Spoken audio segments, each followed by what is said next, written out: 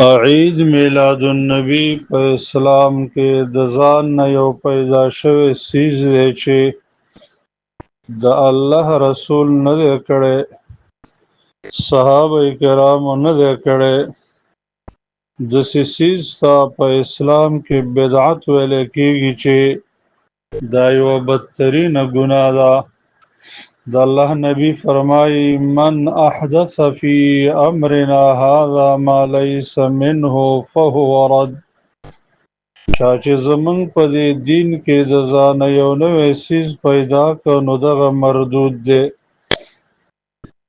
حافظ ابن کثیر رحمه الله فرمایي: کل قول وفعل لم يثبت عن الصحابة فهو بدعه. هغه قول فعل چې د صحابه کرامو نه ثابت نه وي دغه بدعت دی. نو عید میلاد النبی نه د الله رسول کړی، نه صحابه کړی، او نه قرآن عظیم الشان کې موږ ته د دې رهنمایي ده، نه د دین معتمدو امامانو د دې ترغیب ورکړی. لہذا په اسلام کې د دوو اخترونو علاوه بل اختر نشته.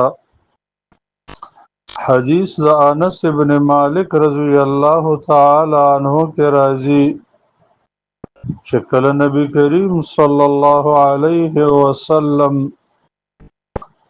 مدینه الطیبه ته راغلی، د مدینې د خلکو دوه اخترې وې چې هغه به یې کولې.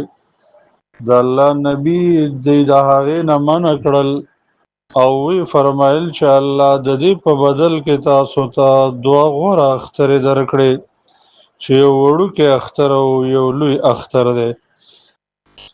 نو زما قدرمنو ورونو، عبادت دپاره دا شرط دی چې دا به د الله او د الله د رسول د طرف نه مقرر کړی شوی. زمونږ په دین کې د ځان نه جوړ کړی شوي څیزونه هغه مردود دي.